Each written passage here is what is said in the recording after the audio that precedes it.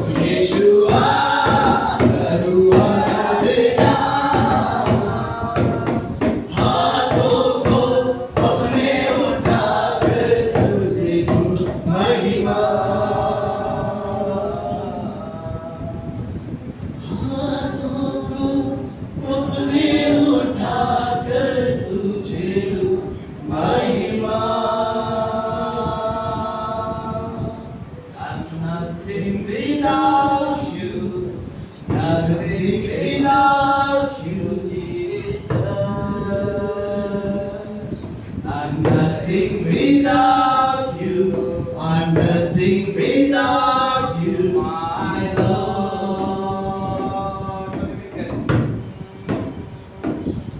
I'm nothing without you. Nothing without you. Nothing without you. Nothing without you, Jesus.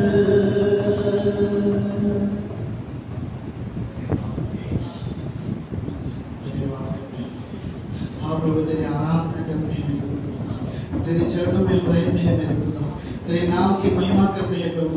तू जो चाहे वो हम करें प्रभु। हाँ प्रभु तेरी राहों पर हम चले, तेरे चरणों में हम रहे प्रभु। ऐसा हमें बना मेरे खुदा परमेश्वर। हाँ प्रभु परमेश्वर, हम आराधना तुझे देते हैं, हम आराधना तेरी महिमा करते हैं मेरे खुदा परमेश्वर। Thank you Jesus. आराधना यीशु तुझे,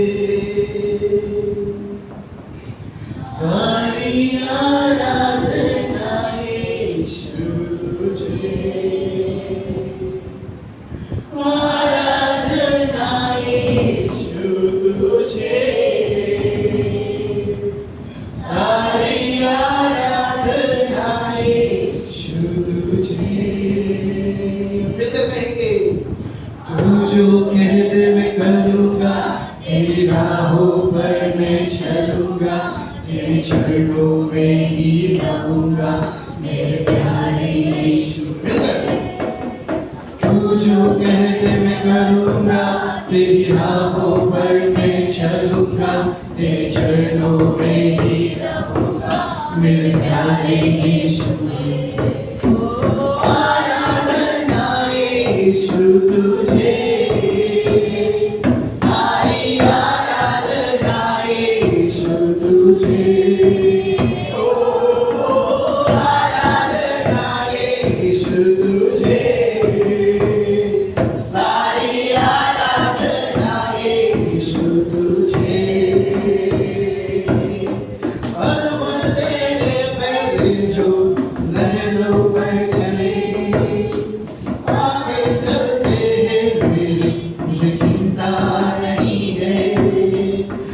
आंधियों को जिन वचनों से प्रभु साथ मेरे हैं भाई, मुझे चिंता नहीं है। अर्पण तेरे पैर जो लहरों पर चले, आगे चलते हैं मेरे, मुझे चिंता नहीं है। आंधियों को जिन वचनों से प्रभु साथ मेरे हैं भाई, मुझे चिंता नहीं है। आराधना यीशु तुझे, सारी आराधना यीशु तुझे, ओ आराधना यीशु तुझे, सारी आराधना यीशु तुझे। राहों को अंधेरों ने जब घेरा हो मेरी, प्रभु मुझको ले चले, मुझे डर ही नहीं है। फिरौनी सेना जब मेरे पीछे हो पड़ी, है बचाता यीशु, मुझको चिंता नहीं है। राहों को अंधेरों ने जब गहरा हो मेरे, प्रभु मुझको ले चले, मुझे डर ही नहीं है।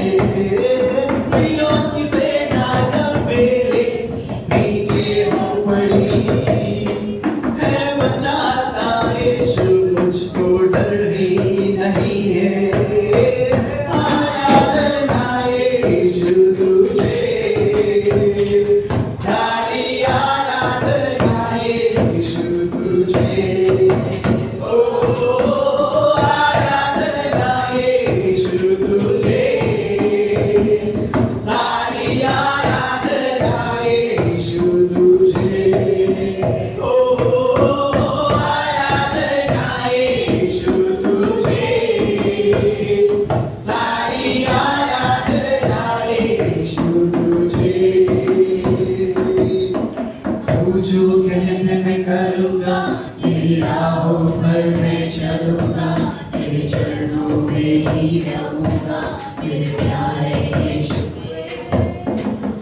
जो कह दे मैं करूँगा, तेरी राहों में मैं चलूँगा, तेरे चरणों में ही रहूँगा, मेरे प्यारे यीशु।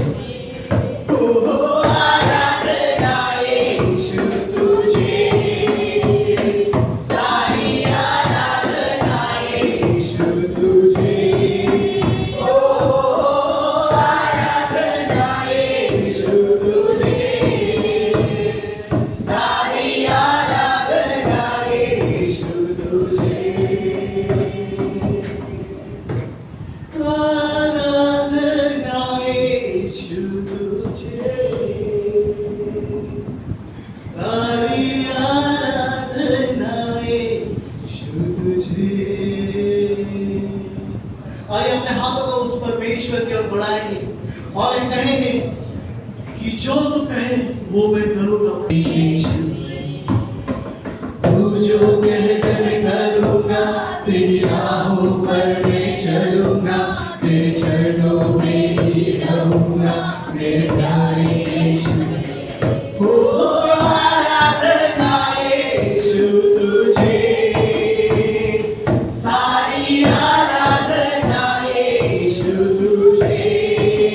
ओ आराधना यीशु, आराधना करता हूँ मैं तुझसे ये प्रार्थना, महिमा से तेरी तो इस जगहों पर, जो भी तू चाहे तू यहाँ पर कर। हालेलुया, हालेलुया, हालेलुया, हालेलुया, हालेलुया, हालेलुया। करुणा से तेरी नया दिन दिखाता है, डाल बनकर तेरी मुझे बचाता है। जब मैं पुकारूं तू दौड़ आता है, जब मैं गिरूं मुझे उठाता है। हालेलुया, हालेलुया,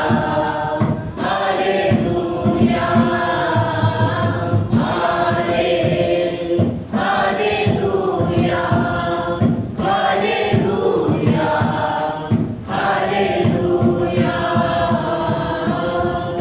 सारे जहां में तुझसा कोई नहीं, तुझको जो कोई प्रभु है नहीं। घुटने में टेकूं बस तेरे सामने, तू है मेरा प्रभु, तू मेरा पिता। हालेलुया, हालेलुया, हालेलुया,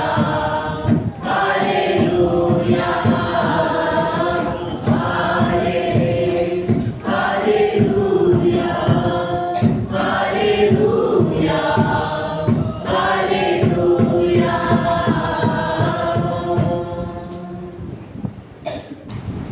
जैसे हम परमेश्वर के उपस्थिति में हैं, अपने मनों को तैयार करेंगे इस वक्त, और जिन भाई बहनों का बैप्टिज्म हुआ है कृपया वो ही इसे लेना है।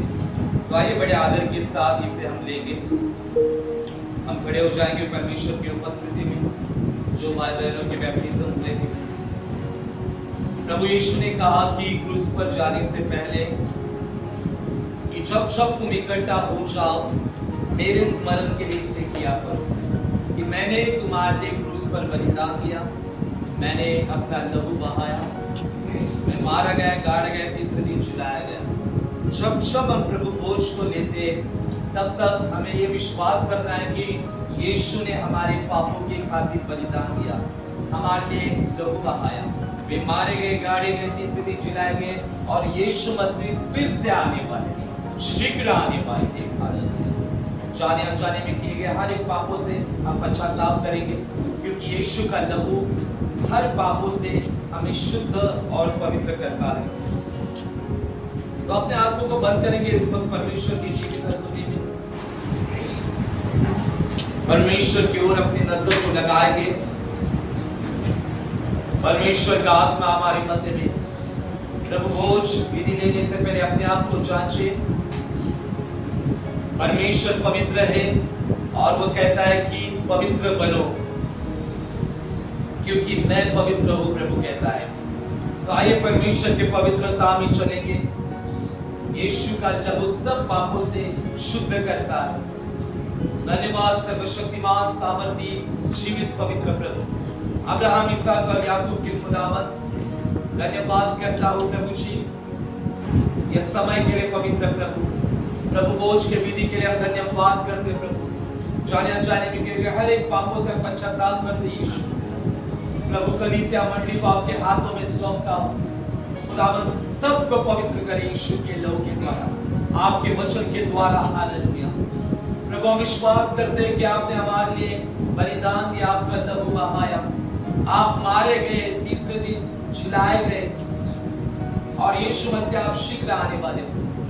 मैं धन्यवाद करता हूं प्रभु जी, ये प्रभु बोझ को लेने के वक्त परमेश्वर आप हमारे साथ हो और ये पीकर खाकर प्रभु आपका जोय लाइफ, आपका चंगाई, अनंत जीवन प्रभु हमारे शरीरों में आ चुका है। यीशु के नाम में विश्वास करते प्रभु।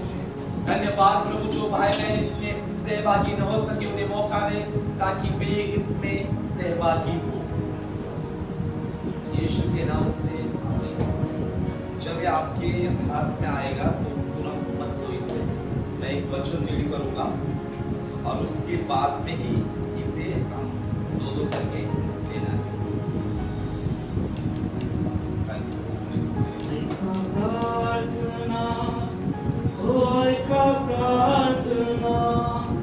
ऐका प्रार्थना माझी प्रभु देवा, जन्म नव्याने माझा व्हावा, जन्म नव्याने माझा व्हावा, जगी जन्म जाता होई नव्याने, जगी जन्म जाता होई नव्याने, शुद्ध होईल हो आत्म्याने, शुद्ध होईल हो आत्म्याने, दैवी सामर्थ्य, ओ दैवी सामर्थ्य, दैवी सामर्थ्य तुमचे राहावा, जन्म नव्याने माझा व्हावा, जन्म नव्याने माझा व्हावा, ऐका प्रार्थना, ओ ऐका प्रार्थना, ऐका प्रार्थना माझी प्रभु देवा, जन्म नव्याने माझा व्हावा, जन्म नव्याने माझा व्हावा, हृदय माझ्या घरांदार, हृदय माझ्या घरांदार, द्वेष क्लेश कपट भयंकर, द्वेष क्लेश कपट भयंकर, अदैवी सामर्थ्य, अदैवी सामर्थ्य, दैवी सामर्थ्य तुमचे राहावा, जन्म नव्याने माझा व्हावा, जन्म नव्याने माझा व्हावा, जन्म नव्याने माझा व्हावा। आइए मैं वचन रीड करूंगा और उसके बाद में प्रभु बोझ को हमें लेना है दो या तीन जन करके। ओके, प्रभु का वचन कहता है यूहन्ना 4वां अध्याय और 53वां वचन, यीशु ने उनसे कहा, मैं तुमसे सच सच कहता हूँ, जब तक तुम मनुष्य के पुत्र का मांस न खाओ और उसका लहू न पियो, तुम में जीवन नहीं। जो मेरा मांस खाता और मेरा लहू पीता है, अनंत जीवन उसी का है, और मैं उसे अंतिम दिन फिर जिला उठाऊंगा। क्योंकि मेरा मांस वास्तव में खाने की वस्तु है, मेरा लहू वास्तव में पीने की वस्तु है। जो मेरा मांस खाता और मेरा लहू पीता है, वह मुझ में स्थिर बना रहता है और मैं उसमें। याद रखिए, जो प्रभु पूछ लेते हैं वो प्रभु में हमेशा स्थिर बने रहते हैं। वह कभी डगमगाते नहीं, कभी गिरते नहीं। जो मेरा मांस खाता और मेरा लहू पीता है, वह मुझ में स्थिर बना रहता है और मैं उसमें।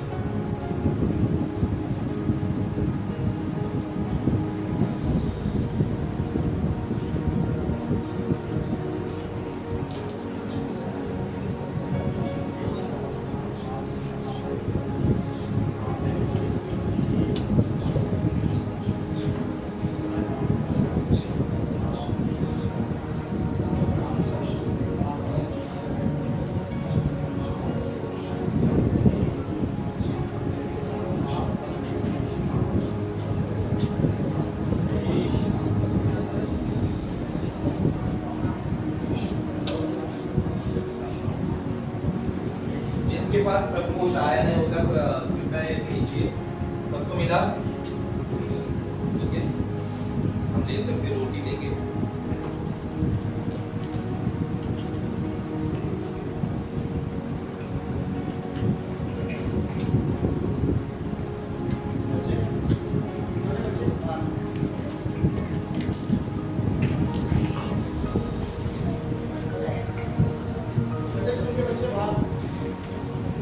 हम सभी डाले हो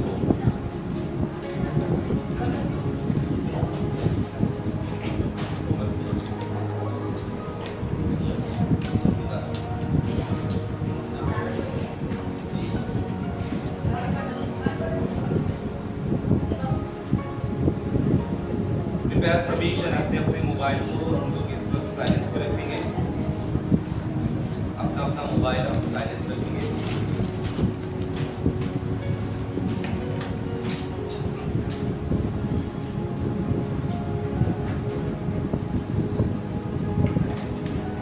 सभी जन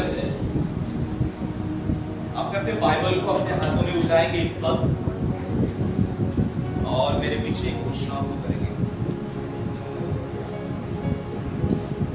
मैं यीशु के नाम से घोषणा करता हूँ, ये मेरी बाइबल है, मैं परमेश्वर के वचन पर विश्वास करता हूँ। परमेश्वर ने वचन में मेरे बारे में जो कहा है उसके अनुसार मैं बन रहा हूँ। मैं आशीषित हूँ, मैं फलवंत हूँ। आज का वचन मेरे लिए है, यीशु के नाम से आमीन। हालेलुया। आइए इस वक्त हम अपने मोबाइल को साइलेंस पर रखेंगे। हम जीवित परमेश्वर के हजूरी में, जहाँ परमेश्वर का आत्मा है वहाँ स्वतंत्रता। हालेलुया। प्रभु को धन्यवाद हो ये समय के लिए। परमेश्वर ने हमें सुंदर समय दिया है कि हम उसके उपस्थिति में बने रहें। हम निकालेंगे इस वक्त प्रेरितों के काम 16वां अध्याय और 25वां वचन से कोई भी एक शब्द रीड करेंगे।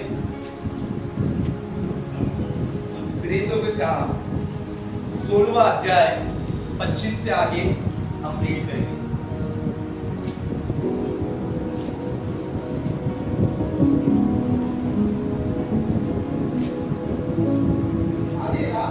लगभग पौलुस और सिलास प्रार्थना करते हुए परमेश्वर के भजन गा रहे थे और कैदी उनकी सुन रहे थे।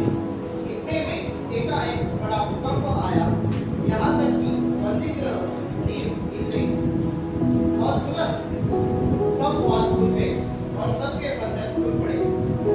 दरोगा जाग उठा और बंदीगृह के द्वार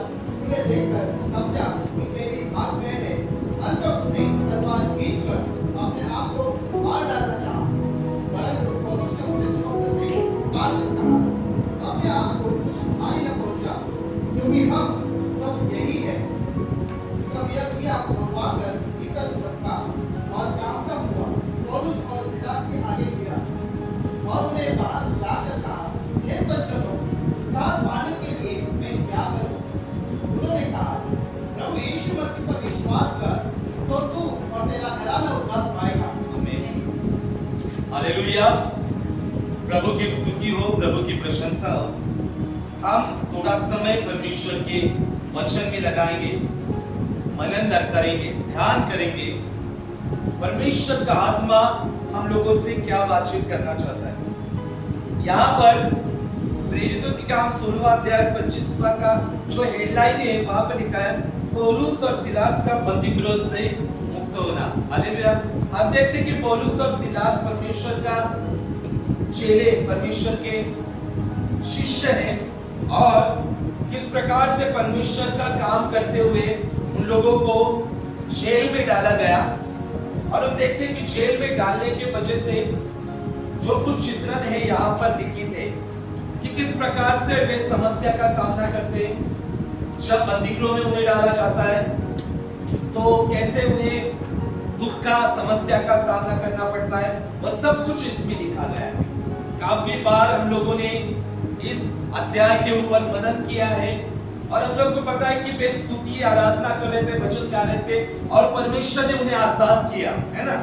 सबको पता है कि जब स्तुति आराधना हम करते हैं तब हम छुटकारे को हमारे जिंदगी में प्राप्त करते हैं। यह सबको पता है कि जब स्तुति आराधना जहां होती है वहां पर छुटकारा होता है।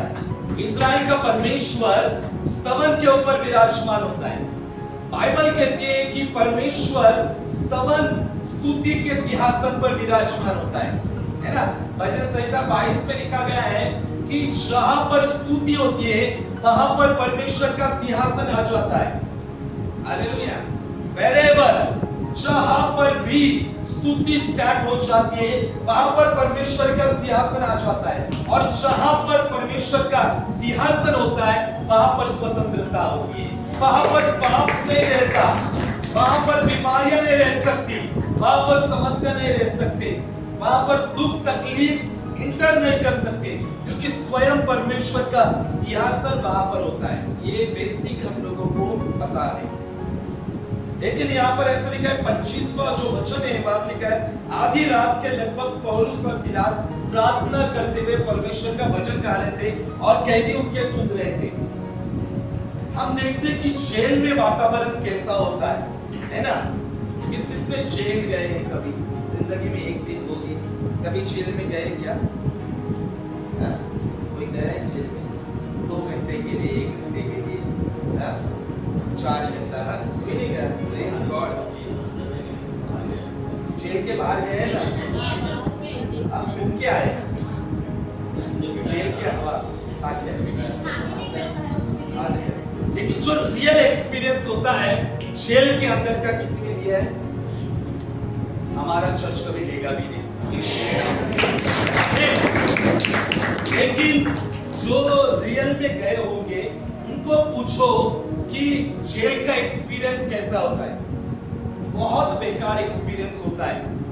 वहां पर भी पॉलिटिकल बहुत होता है जेल में, वहां भी दादागिरी बहुत होती है। जो कैदी होते हैं उनमें भी बहुत दादागिरियां होती है, उनमें भी बॉस होता है, उनमें भी काम करने वाले लोग होते हैं। हमारे करीबी जो पास्टर है, एक परमेश्वर ने उनको उस कैद से छुड़ाया, लेकिन वो 2 से 3 महीने जेल में थे एक केस में। लेकिन परमेश्वर ने उनको आजाद किया। तो उन्होंने जब हम उनके साथ बैठे थे तब उन्होंने हमें कहा था कि जेल का एक्सपीरियंस क्या होता है, किस प्रकार का खाना होता है, क्या होता है, सब कुछ पता है। तो बहुत ही कठिन एक्सपीरियंस होता है। यहाँ पर भी ये परमेश्वर के लोग थे, वो जेल में थे। हालांकि उन्होंने कुछ ऐसा गुनाह नहीं किया था, प्रभु का सुसमाचार किया था। उस वजह से, यही रीजन की वजह से उन्हें जेल में डाला गया था। और जब उन्हें जेल में डाला गया था तो उनके हाथ पैरों में जो सांकलियां रहती, जो चेन्स रहती, वो भी थे। यानी वे उधर ही बैठते थे। और लिखा गया है कि वो रात को क्या कर रहे थे? प्रार्थना करते करते परमेश्वर का भजन गा रहे थे। हालेलुया। जेल में क्या कर रहे थे? भजन गा रहे थे, प्रार्थना कर रहे थे। और जो आसपास के कैदी, बहुत सारे कैदी थे, वे कैदी क्या कर रहे थे? सुन रहे थे। इतने में एक बड़ा भूकंप आया, यहाँ तक कि बंदीगृह की नींव हिल गई और तुरंत सब द्वार खुल गए, सबके बंधन क्या हो गए? खुल पड़े। हालेलुया। यहाँ पर हम देखते हैं कि किस प्रकार से भूकंप आया, किस प्रकार से परमेश्वर की सामर्थ जेल में उतरी, किस प्रकार से परमेश्वर ने वहां की नींव को हिलाया, किस प्रकार से सबके जो द्वार थे द्वार भी खुल गए और बंधक जो थे उनके मतलब हाथों पैरों में जो चेन्स डाली थी, सांकलियां डाली थी, वो क्या हो गई? गिर गई। हालेलुया। देखो परमेश्वर इतना सामर्थी है, परमेश्वर के सामने कोई बंधक टिक नहीं सकता। हालेलुया। हमारा परमेश्वर सामर्थी परमेश्वर है। कोई बीमारी, कोई श्राप, कोई गरीबी हमारे जीवन और परिवार का हिस्सा नहीं बन सकते। हालेलुया। जब परमेश्वर हमारे साथ है, कोई बीमारी हमारे परिवार का हिस्सा नहीं।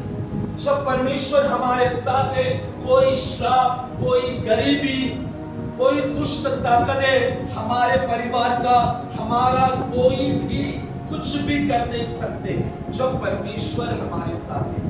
पौलुस और सिलास वहां पर प्रार्थना करते करते भजन को गा रहे थे और भजन गा रहे थे, कहते उनके सुन रहे थे और बड़ा भूकंप आया और वहां पर एक बड़ा चमत्कार हुआ, सब आजाद हो गए।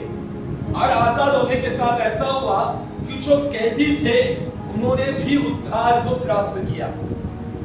देखो बड़ी बात क्या है, ये भजन प्रार्थना हम लोग को हमेशा सुनते आए कि जब हम प्रार्थना करते तो प्रभु छुटकारा देता है, जब हम स्तुति आराधना करते तब परमेश्वर छुटकारा देता है। ये कुछ नया नहीं है, बहुत बार हम लोगों ने सुना है, लेकिन नई बात जो इसमें हम लोग आज देखेंगे, सुनेंगे, वो ये है कि छुटकारा उन लोगों का हुआ था जो प्रभु को जानते नहीं थे। आज उनके ऊपर हमें फोकस करना है ना? आज उनके ऊपर फोकस करना है, उन कैदियों के ऊपर जो विश्वासी नहीं थे। हालेलुया। वो जानते नहीं थे परमेश्वर को और वह कैदी थे और उनका छुटकारा हुआ। और जब उन्होंने विश्वास किया, आगे जाके हम कहते हैं कि बैप्टिज्म भी हुआ उनका, बहुत लोगों का बपतिस्मा भी हुआ, है ना? बहुत लोगों ने यीशु को विश्वास कर ग्रहण किया। हालेलुया। आज एक बात सीखने को जो मिलती है हमारे कलीसिया को, परमेश्वर का आत्मा कहता है कि जब वे प्रार्थना और आराधना कर रहे थे, वचन को गा रहे थे, तो कैदी क्या कर रहे थे? क्या कर रहे थे? सुन रहे थे। हालेलुया। क्या कर रहे थे? सुन रहे थे। हालेलुया। कैदी प्रार्थना कर रहे थे, कैदी वचन पढ़ रहे थे। तो छुटकारा कैसे आया वहां? सुन रहे थे। क्या सुन रहे थे वो? किसका वचन सुन रहे थे? लिखा है इधर वचन, लिखा है क्या? जो लिखा है वो बोलो। क्या क्या सुन रहे थे? एक ग्रुप बोलो। स्तुति आराधना सुन रहे थे। प्रार्थना स्तुति आराधना, भजन भजन सुन रहे थे, स्तुति आराधना सुन रहे थे। हालेलुया। वो कैदी क्या कर रहे थे? सुन रहे थे। सुनना बहुत इंपॉर्टेंट है। परमेश्वर के राज्य में सुनना बहुत इंपॉर्टेंट है। आज आप लोग क्या कर रहे हो? परमेश्वर का वचन सुन रहे हो। जो परमेश्वर का वचन सुनते हैं वे छुटकारे को प्राप्त करते हैं। जो परमेश्वर के उपस्थिति में बैठकर सुनते हैं, परमेश्वर की उपस्थिति में रहते हैं, वे निश्चित छुटकारे को प्राप्त करते हैं। यहाँ पर ऐसा हो रहा था, पौलुस और सिलास तो वचन गा रहे थे, प्रार्थना कर रहे थे, और जो ये कैदी थे ये सिर्फ सुन रहे थे। हालेलुया। और उन्होंने सुना और छुटकारा प्राप्त किया। हालेलुया। हालांकि वे कैदी प्रार्थना नहीं कर रहे थे, गाना नहीं गा रहे थे, सिर्फ सुनने का काम कर रहे थे, लेकिन वास्तविकता में, रियलिटी में जो भजन और प्रार्थना करने वाले कौन थे? सिलास और पौलुस, ये दोनों कर रहे थे। परमेश्वर के लोगों, आज परमेश्वर का आत्मा हमसे क्या कहता है? हालेलुया। जब हम प्रार्थना करते हैं, जब हम स्तुति आराधना करते हैं, तब परमेश्वर हम जहां पर है वहां पर छुटकारा लेकर आता है। याद रखो, शायद आप आपके घर में अकेले व्यक्ति होंगे जो यीशु के ऊपर विश्वास करते होंगे। अकेले, आपका अकेले का जीवन स्तुति आराधना का, प्रार्थना का जीवन होगा, तो आपके अकेले की वजह से आपका पूरा घराना विश्वास। याद रखो, आप जब घर में आराधना करोगे, आपका परिवार सुनेगा। अरे ऐसा हुआ है क्या कि मैं घर में अकेला हूं और मेरे परिवार वाले प्रार्थना करने वाले नहीं है, विश्वास में नहीं, लेकिन आप जब घर में आओगे, स्तुति आराधना करोगे, वो लोग सिर्फ सुनेंगे। आप प्रार्थना करोगे, वो सुनेंगे, और एक समय ऐसा आएगा कि आपके अकेले के वजह से परमेश्वर पूरे घराने का उद्धार करेगा। पूरा आपका घराना उद्धार में आएगा। हालेलुया। उन लोगों को बोलने के बजाय प्रार्थना करो, प्रार्थना करो, चर्च में आओ, चर्च में आओ, पहले हम लोगों का जीवन परमेश्वर में बहुत सही होना चाहिए। हम लोगों का प्रार्थना का जीवन, स्तुति आराधना का जीवन परमेश्वर में होना चाहिए। हालेलुया। जब ऐसा होगा तब हमारा पूरा घराना आएगा। आपके अकेले की वजह से, इसलिए आगे एक वचन भी लिखा गया है ना, यदि तू विश्वास करेगा तो तेरे अकेले के द्वारा तेरा पूरा घराना उद्धार पाएगा। हालेलुया। आज हमारा घराना, हमारा परिवार, हमारी जिम्मेदारी है कि वो परमेश्वर के राज्य में आए, क्योंकि वो हमें देखकर और हमारे मुंह से निकले हुए शब्द वो सुनकर वो परमेश्वर के राज्य में आएंगे। हालेलुया। हमारा परिवार जो उद्धार में नहीं था, तो मैं और वर्षा सिस्टर हमेशा सुबह 6:30 बजे जॉयस मिल का लगाते थे ताकि मेरे मम्मी पापा सुने। उनको कोई इंटरेस्ट नहीं था सुनने में, लेकिन हम करते थे।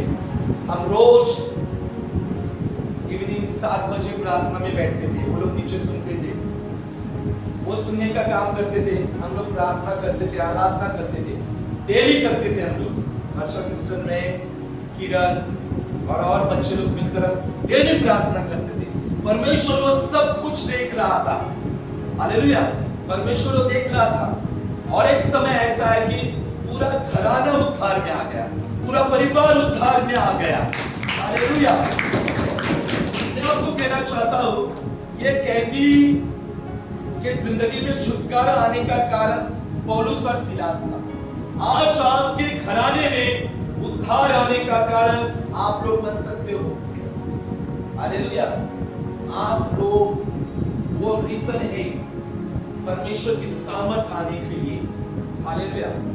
मेरे दादा दादी मतलब अभी तो इस दुनिया में नहीं है, लेकिन जब उनको बहुत साल, मेरे पापा जब छोटे थे 7-8 साल, तब उनके पास मिशनरी से मिशनरी आए थे गांव में, तब उन लोगों को उद्धार मिला था, और तब वो लोग विश्वास में आ चुके थे। मिशनरी एक हैंडसम पास्टर आते थे और उन लोगों ने सुसमाचार दिया, फिर बैप्टिज्म हुए, और जब वो मिशनरी फिर से ऑस्ट्रेलिया लौट गए, अभी भी मेरे पास उनका लेटर है ऑस्ट्रेलिया का। वो हैंडसम पास्टर ने इन लोगों के लिए प्रार्थना की थी, हमारे परिवार के लिए प्रार्थना की थी, और फिर इनकी शादी होने के बाद में इन लोगों ने फिर से प्रभु को बुला दिया। बुलाने के बाद में 30 साल हो गए, लेकिन कहते हैं परमेश्वर हमें कभी छोड़ता नहीं, कभी त्यागता नहीं। परमेश्वर बहुत महान है, परमेश्वर बहुत अलौकिक है। शायद कभी कभी हम परमेश्वर को भूल जाते हैं, कभी कभी हम प्रार्थना करना भुला देते हैं, कभी कभी हम परमेश्वर को भुला देते हैं, लेकिन हमारा परमेश्वर इतना महान है वो हमें कभी नहीं भूलता। इन लोगों ने बुला दिया, लेकिन कैसे ना कैसे करके परमेश्वर ने फिर से वचन लेकर आया बच्चों में, और फिर हम लोग प्रार्थना में आए। फिर एक दिन ऐसा हुआ कि मैंने काफी बार ये गवाही दी, मैं फिर से देना चाहता हूँ। फिर हम लोग प्रार्थना में आए, चर्च में रहते हम लोग सब आए। फिर मेरी दादी भी आई गाँव से। फिर उनको पता चला ये भी प्रार्थना में आज फिर से प्रार्थना में आ गए। तो मेरी दादी को मैंने कहा, हम लोगों ने कहा कि चलो चर्च में आ जाओ आप। अभी आप लोग पहले करते थे 30 साल पहले, तो अभी चलो फिर से करो, प्रभु ने चुना। मेरी दादी ने कि मैं कभी नहीं आऊंगी चर्च में, नहीं आऊंगी मैं। तो हम लोग ने कहा ठीक है। तो उससे बहुत गुस्सा था प्रभु के ऊपर। कभी कभी हो जाता है, ऐसी कंडीशन आ जाती है, लोग बहुत कठिन हो जाते हैं, हार्ड हो जाते हैं अंदर से। लेकिन परमेश्वर को पता है अपने बच्चों को कैसे हैंडल करने का। फिर 2 दिन के बाद प्रभु पहुंचता, तो मेरे दादी को कहा कि प्रार्थना में आओ। फिर बोल नहीं मैं कभी नहीं आऊंगी, एक बार गलती की थी, अभी फिर से यीशु के पास कभी नहीं। तो ठीक है। फिर हो गया, फिर बातचीत करके वो महेश के घर में जाके बैठे, फिर उधर बैठ के वगैरह। फिर से आए, हम लोग ऊपर प्रार्थना कर रहे थे, और प्रार्थना कर रहे थे, और ऊपर हम लोग की स्तुति आराधना चल रही थी, और वो नीचे बैठी हुई थी। और जैसे ही परमेश्वर का आत्मा मेरे ऊपर इतने बल के साथ उतरा, और मैं अन्य भाषा में बातें कर रहा था। वो नीचे बैठी थी, हमारा डबल माले का रूम घाटकोपर में। तो मैं ऊपर प्रार्थना कर रहा था, हम लोग बैठ के बच्चे लोग सब, और वो नीचे बैठी थी। और जैसे परमेश्वर का आत्मा मेरे ऊपर उतरा, वैसे परमेश्वर का आत्मा नीचे उसके ऊपर भी उतरा, मेरी दादी के ऊपर भी उतरा नीचे। और वो नीचे इतना जोर जोर से रो रही थी, इतना जोर जोर से परमेश्वर की आत्मा ने उसे स्पर्श किया। जब परमेश्वर का आत्मा हमारे जिंदगी को स्पर्श करता है, हमारा रोना शुरुआत हो जाता है। वो बहुत पश्चाताप कर रही थी, रो रो कर पश्चाताप कर रही थी। और जैसे पवित्र आत्मा का प्रेजेंस में था, मैं नीचे आ गया। और नीचे आने के बाद में मेरी दादी ने कहा मुझे चर्च जाना है, मुझे चर्च जाना है। और मुझे लगता है दूसरा दिन संडे था, और 30 साल के बाद पहली बार उसने प्रभु भोज को चर्च में आके लिया। हालेलुया। और तब निर्णय लिया कि मैं अब फिर से पीछे नहीं हटूंगी, मैं पीछे, और मैं चर्च में जाऊंगी, मैं प्रार्थना में जाऊंगी। फिर गांव के पास्टर से उनका कांटेक्ट हुआ, और फिर वो वहां पर जाने लगे। मेरा कहने का मतलब क्या है कि हमारी जो प्रार्थना है जय को लेकर आती है। Prayer is the key, prayer is the key. जोर से, प्रेयर इज द की। प्रार्थना एक चाबी है। हालेलुया। प्रेयरलेस लाइफ जो है वह शैतान के लिए खुला दरवाजा है। प्रार्थना न करना ये शैतान के लिए खुला दरवाजा है। मैं आपको ये भी कहना चाहता हूं। और जो प्रार्थना में है शैतान उनको टच नहीं कर सकता। यशायाह 54:17 में लिखा है, जितने हथियार तेरे हानि के लिए बनाए जाए उनमें से एक भी सफल न होगा। जब हम प्रार्थना में वचन में रहेंगे तो हमारे खिलाफ जितना भी शैतान बीमारी का अटैक करना चाहेगा, गरीबी का अटैक करने की कोशिश करेगा, बहुत कुछ अटैक करने को, वो उसमें सफल न होगा, क्योंकि हमारा जीवन प्रार्थना में है। हालेलुया। उसके उपस्थिति में है। आज मैं आपको एक महत्वपूर्ण बात बताना चाहता हूं। पवित्र आत्मा ने मुझे रात में कहा, आज जो भी लोग आएंगे उन लोगों को बताना है।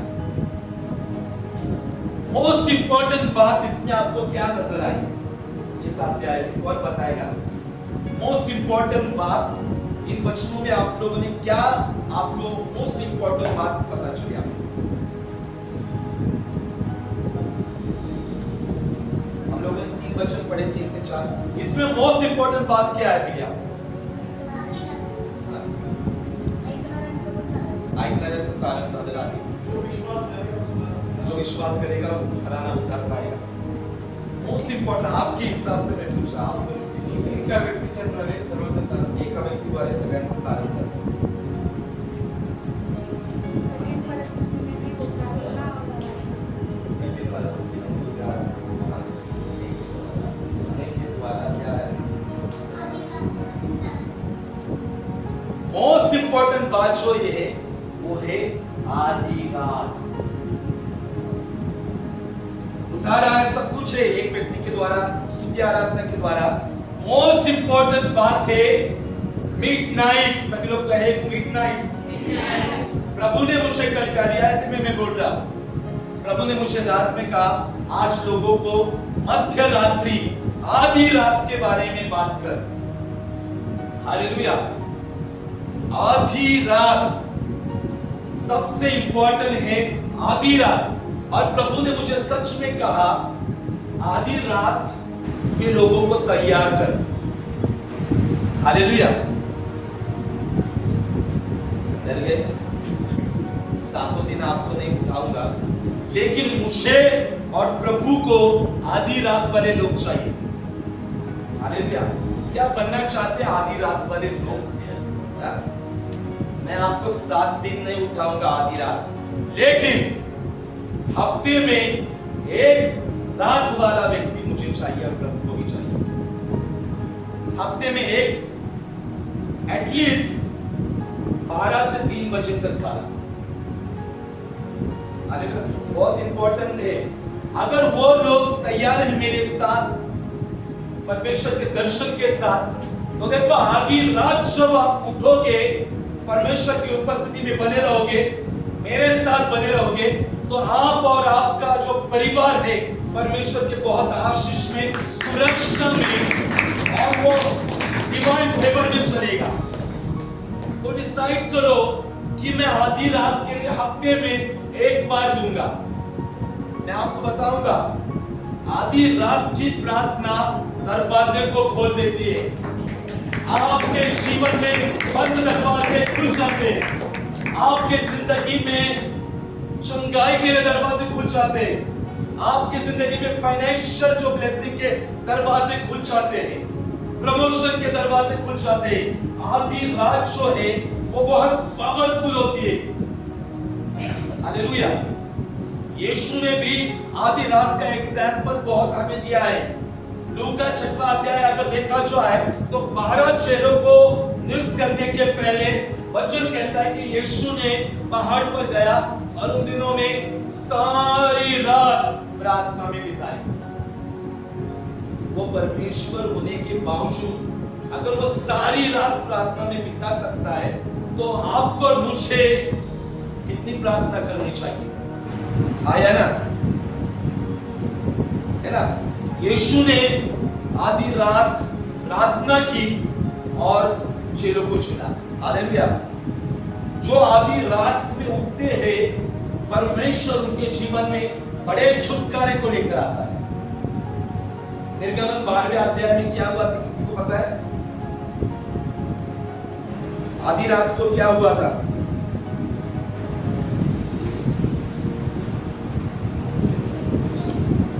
क्या हुआ था निर्गमन 12वें अध्याय में? अभी चेक कर रहे हैं. मैं तो फिर पढ़ने को कहूंगा, पढ़ो अभी. 12वें अध्याय में क्या हुआ था? आधी रात को क्या हुआ था? किसी को नहीं पता है?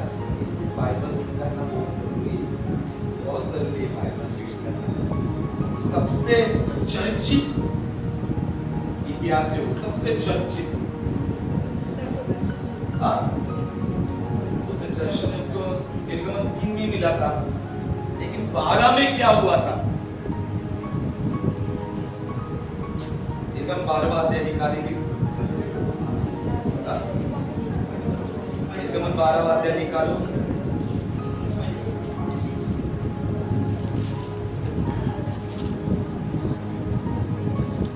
रात में क्या हुआ था? प्रभु ने मूसा को निर्देश दिए थे कि इस्राएल के सब जो दरवाजे उस पर क्या कर, मेंढे का क्या कर, लहू लगा. इतना इजी है. आया ना? ये निर्देश दिया था और मिस्रियों को ये नहीं था।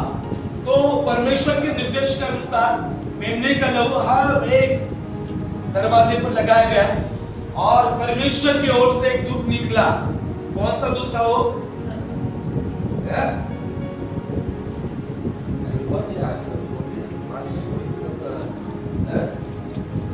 मृत्यु का दूत आया और जिन जिन घर पर मेमने का लहू का चिन्ह अंकित था वो घर बचाया गया और जिन जिन घरों में मेमने का दरवाजे में लहू नहीं, उस घर का हर एक पहलौठा जो था वो क्या हुआ?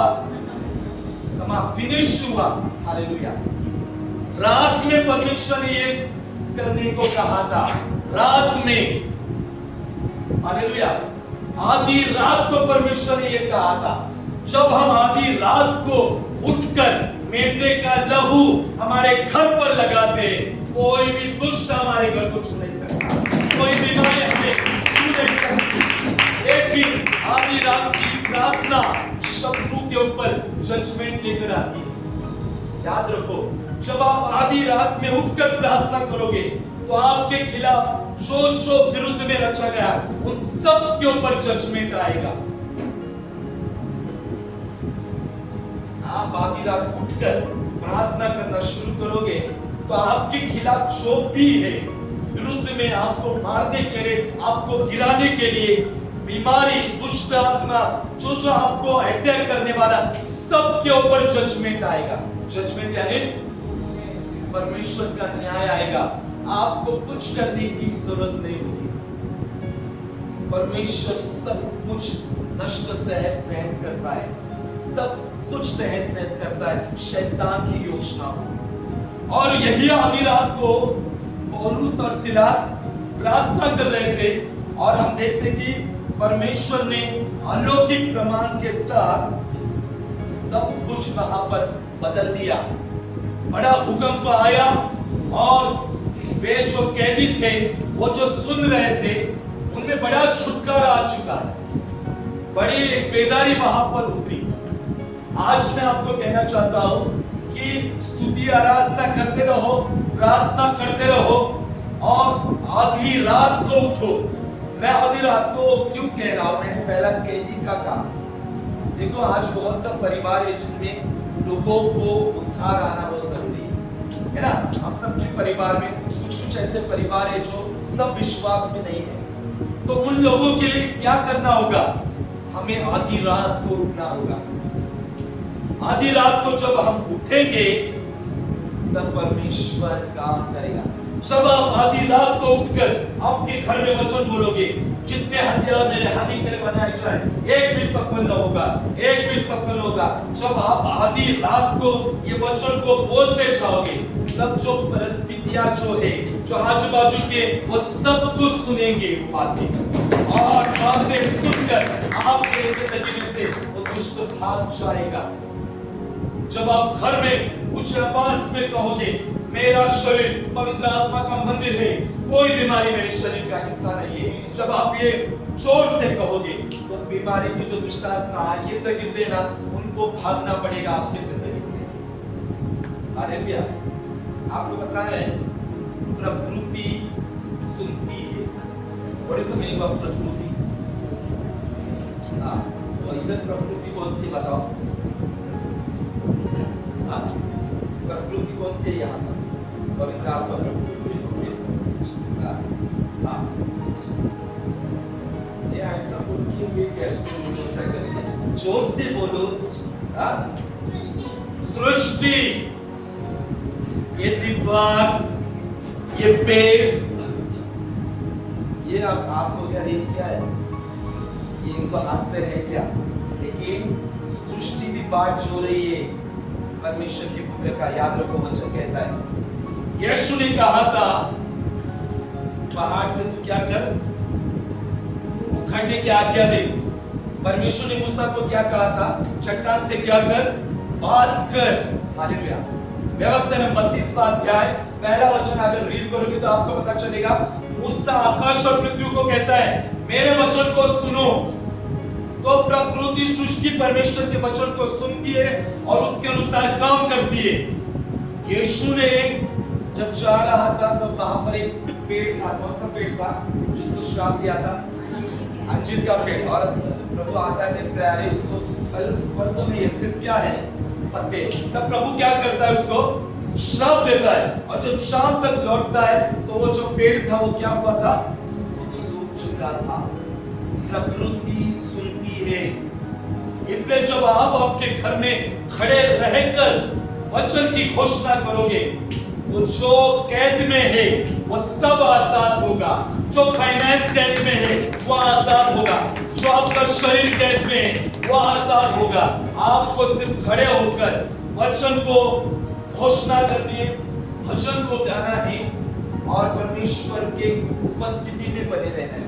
जब आप ये करोगे तब आपका पूरा घराना उद्धार में आएगा। हालेलुया। आज कितने लोगों का फाइनेंस कैद में है? लेकिन फाइनेंस क्या है? कैद में। कैद में किनका फाइनेंस कैद में है? वहां पर कैदी थे, कैदी थे। लेकिन आज किसका फाइनेंस कैद में? फाइनेंस यानी क्या? पैसे आते जाते, उसको बोलते फाइनेंस। बहुत लोगों का फाइनेंस ब्लॉक है ना। हालेलुया। वो फाइनेंस से रिलीज होना है ना, तो क्या करना होगा? एटीएम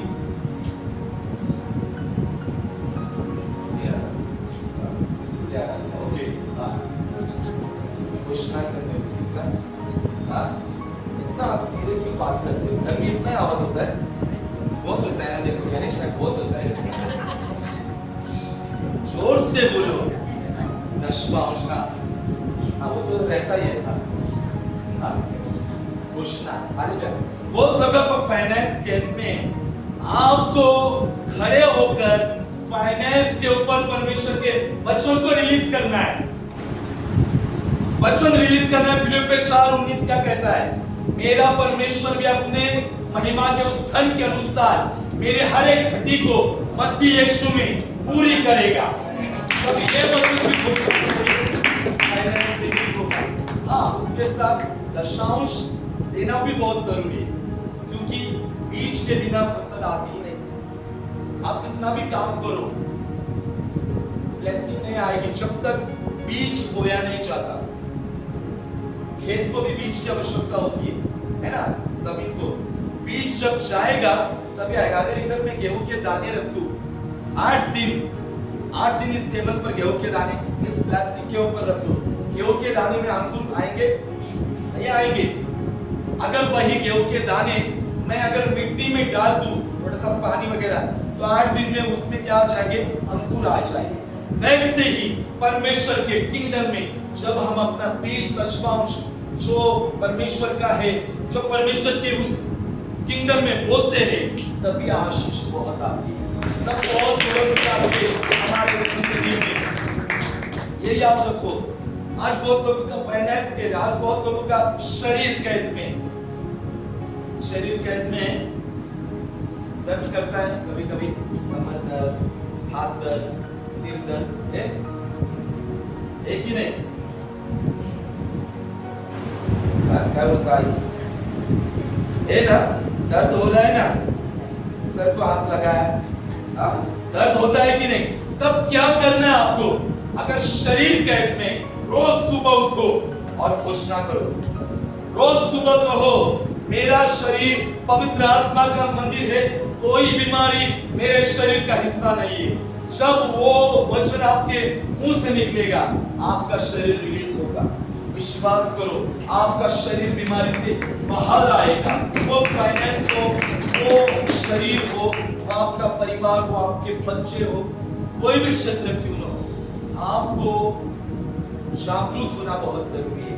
और मुझे प्रभु ने कहा मिडनाइट, बार बार मैं बाइबल निकाला मिडनाइट, मैंने मोबाइल ऐसे चालू किया तो मेरे सामने मिडनाइट, मतलब परमेश्वर का आत्मा कह रहा था आज जो लोग आएंगे उन लोगों को बताना है मध्य रात्रि की प्रार्थना।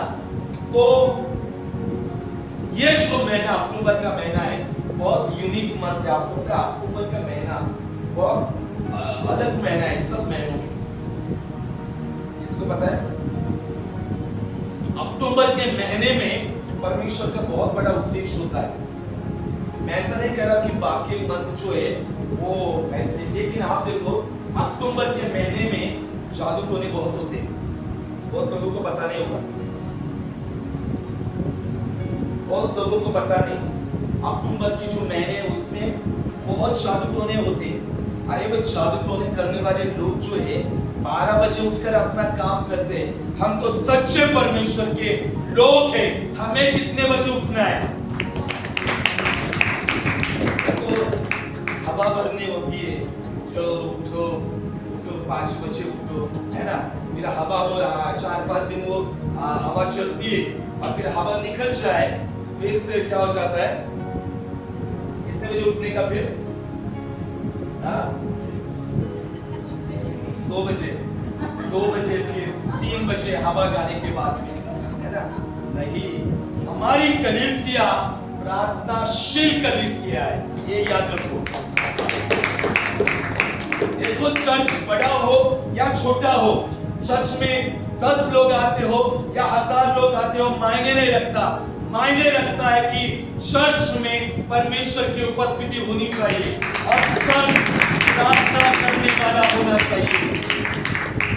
आइए ना, डजंट मैटर कि बड़ा कर दो, मैटर करता है कि चर्च प्रार्थना करने वाला है या नहीं, चर्च के लोग प्रार्थना करने वाले हैं कि नहीं, चर्च में पवित्र आत्मा की उपस्थिति आती है कि नहीं, ये बहुत इंपॉर्टेंट है। और इसलिए प्रभु ने कहा आधी रात, तो मैं इसी महीने में हम लोग फायर कैंप में मिलने वाले हैं। परमेश्वर ने मुझे कहा फायर कैंप में जितने लोग होंगे जो आधी रात के लिए कमिटमेंट करेंगे, उनको फायर कैंप में उस दिन अनॉइंटिंग की एक प्रेयर करना है। देखो मैंने पिछली बार भी कहा था, तो फायर कैंप में आधी रात वाले लोग बने रहेंगे। मैं विश्वास करता हूँ सब लोग आ रहे हैं फायर कैंप में, और वहां पर हम लोग 5 बजे कर्स ब्रेकिंग करेंगे। Curse breaking, how many people knows about curse breaking, है ना। हम लोगों ने काफी बार किया है, इस बार भी कर्स ब्रेकिंग करेंगे और आधी रात की टीम हम अलग करेंगे। वो मैं बताता हूँ आधी रात की टीम, फिर वो टीम फॉर एग्जांपल मैं बताता हूँ, यहाँ से मैं शुरुआत करता हूँ। अगर मैंने महेश और मेरे पिताजी को मंडे दिया है, ओके, हफ्ते का मंडे दिया है इन दोनों को, तो इन लोगों का काम क्या है? 12 से 3 बजे तक ये लोग शाम कर प्रार्थना करेंगे। प्रार्थना का पैटर्न मैं बताऊंगा कैसी करनी है प्रार्थना। एटलीस्ट 3 घंटे ये मंडे को करेंगे, ओके। ट्यूसडे को ये 2 जन करेंगे, वेडनेसडे को वो 2 जन करेंगे, थर्सडे को ये 2 जन करेंगे। ऐसे 2-2, 3-3 जन करके हम हफ्ते भर में हम नाइट प्रार्थना में बने रहेंगे। क्या आप हफ्ते में एक दिन नहीं कर सकते नाइट प्रार्थना? रोज थोड़ी हमें करना है। अगर मोबाइल में मूवी देखा जाए, आराम से 2.5 घंटा निकल जाता है, आइए ना। अगर पिक्चर देखा जाए आराम से कैसा पता चलता है, 2 घंटे आराम से निकल जाते हैं। और अगर बाइबल लेकर बैठ जाए तो 20 मिनट में नींद आ जाती है। होता है कि नहीं? होता है ऐसा, क्योंकि वो डेमन को दुष्ट को पता है प्रार्थना में नहीं बैठने देने का है। और देखो आपकी कमिटमेंट आपके लिए और आपके परिवार के लिए बहुत बड़ी ब्लेसिंग लेकर आने वाली है, बहुत बड़ी ब्लेसिंग लेने वाली है। और हम लोग इसी महीने से, अक्टूबर का महीना ब्लेस्ड मंथ है, एक प्रार्थना का महीना है, प्रभु ने डिक्लेयर किया है ये महीना जो बहुत ब्लेसिंग का मंथ है और प्रार्थना का मंथ है। इस महीने में हम लोग आधी रात वाली टीम को तैयार करेंगे। हमारी घोषणाएं तो होती है 5 बजे तो होती है, लेकिन आधी रात वाली टीम भी हम तैयार करेंगे। कितने बजे प्रार्थना होगी, कितना बाइबल रीडिंग आपको करना है, कौन सी घोषणाएं आपको करना है, घर में खड़े रहकर दीवारों को हाथ लगाकर घोषणाएं करनी होगी। आपके घर में दीवारों पर हाथ रखना है, बेड पर हाथ रखना है, बेड पर हाथ रखना है, आपके बच्चों के ऊपर हाथ रखकर खड़े होकर घोषणा करनी है। कोई भी आराम से नहीं बैठना है, नीचे एकदम आराम से पीछे कुर्सी वगैरह लगाकर नहीं, कंफर्ट से बाहर आ जाओ, है ना। खड़े रहो। अगर घुटनों पर नहीं होता है, प्रभु नहीं कहता है घुटनों पर ही, लेकिन अगर खड़े होने को होता है खड़े रहो, ऐसी प्रार्थना आधी रात की करनी है। अगर आप रेडी हो तो ही अपने हाथ को ऊंचा करो। सोच समझकर मैं 10 सेकंड देता हूँ आपको, सोचने के लिए फिनिश करता हूँ, क्योंकि आज का टॉपिक आधी रात का तो बहुत नया नया क्या होता है, बहुत गरम गरम होता है। चाय बहुत गरम होता है, और थोड़े दिन के बाद क्या होता है, चाय क्या होता है, ठंडा होता है। लेकिन हम वैसे नहीं है, हम गुनगुने विश्वासी नहीं। गुनगुने यानी क्या, आधे गरम भी आधे ठंडे भी। हम वैसे नहीं, हम होली स्पिरिट और वचन में गरम विश्वास तो गरम पवित्र से भरे विश्वास। सोचो, मैं उन टीम के साथ रहूंगा और मैं उनके साथ ही रहूंगा स्पिरिट में। आप लोग अपने अपने घर में रहोगे, लेकिन मैं स्पिरिट में आपके साथ रहूंगा और मैं स्पिरिट में आपके साथ बैठूंगा प्रार्थना के लिए। पवित्र आत्मा तो है, most important is the Holi ghost. पवित्र आत्मा आपके साथ रहेगा, लेकिन मैं भी आत्मा में आपके साथ रहूंगा। विश्वास करो। तो वही लोग अपने हाथों को करो जो आधी रात को करेंगे। हम लोग फायर कैंप के फ्राइडे को हमारा होगा, सैटरडे नाइट से हम लोग स्टार्ट करने वाले हैं। तो हम इन पीपल तैयार है आधी रात के लिए, हाथ करो, फाइनल करो, ताकि आपको एटलीस्ट 3 घंटा यानी 1 से 2, 12 से 1 से 2 और 2 से 3 घंटे आपको बैठना है। और विश्वास करो, आप और आपका घराना परिवार बहुत बड़े रिवाइवल हो जाएगा। देखा, सोने का नया आपको 3 घंटा चलेगा पीछे। हाँ, मैं कभी भी 3 बजे कॉल कर सकता हूँ, फिर बोलो मत पास्टर ने कॉल किया, अरे कॉल किया। फिर ऐसा नहीं होना। कभी कभी ऐसा हो जाता है कि मोबाइल ऑन करके सो जाते बहुत सारे लोग उष्णा के वक्त। 2-3 जन सोए थे। एक बार हम लोगों ने देखा, अरे प्रार्थना 6:30 बजे तक वैसा ही था। 2 जन, अभी नाम नहीं बताऊंगा, लेकिन मैं फिर से गया 6:30 बजे अपना 5 की घोषणा की, और मैंने वो लिंक पे फिर से गया, क्लिक किया, उनको बोला फिर से चालू कर, मुझे देखना है। गया तो 2 जन वैसे ऑनलाइन 6:30 बजे तक, और प्रार्थना कब फिनिश होती है? देखो, मैं नहीं देखता हूँ, लेकिन वो देखता है। इसलिए मुंह पर पानी लगाकर फ्रेश होकर परमेश्वर की उपस्थिति में बैठो। 20 मिनट ही होती है, ज्यादा भी नहीं, और सो जाओ। अरे तो ये प्रार्थना के लिए वैसे लोग नहीं चाहिए। तो इसलिए मैं कह रहा हूँ, लास्ट में आप प्रार्थना के बाद मुझे मिलो, और मैं उन सब के लिए अनॉइंटिंग प्रार्थना करने वाला हूँ। और आधी रात वाले लोग, आप बड़े बड़े दरवाजे खुले देखोगे आपकी जिंदगी में, आपके परिवार में, हमारे कलीसिया में बड़े बड़े दरवाजे को खुला होते हुए देखेंगे। तो सब लोग तैयार है आधी रात के लिए? आपको एक डे मिलेगा, शायद एक दिन मंडे को 3 जन आ सकते हैं। अभी मैं ही देता हूँ, लोग को ही देता हूँ।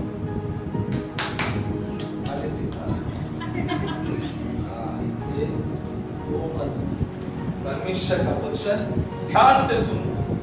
हालेलुया। मंडे के 3 जन, ट्यूसडे के 3 जन, ऐसे करके आप लास्ट में गौरव के पास लिख दो, या फिर फायर कैंप में एक आखिरी लिख दो, मिडनाइट टीम वाले लोग, जो हम लोग प्रार्थना में बने रहेंगे। और 3 घंटा शायद आपको बहुत बड़ा लग सकता है, लेकिन स्टार्टिंग में थोड़ा तकलीफ होगा, लेकिन आपको करना ही। ओके, और मैं आपको पैटर्न बताऊंगा वहाँ पर कैसे करना है, क्या करना है, उसका वचन कितना पढ़ना है, स्तुति आराधना कितनी करनी है, घोषणा कितनी करनी है, या आपको बताऊंगा। उसके अनुसार आप करने के लिए तैयार हो सब शख्स। परमेश्वर आपको इस वचन के द्वारा बहुत बहुत आशीष करे। गॉड ब्लेस यू और praise the Lord and shalom.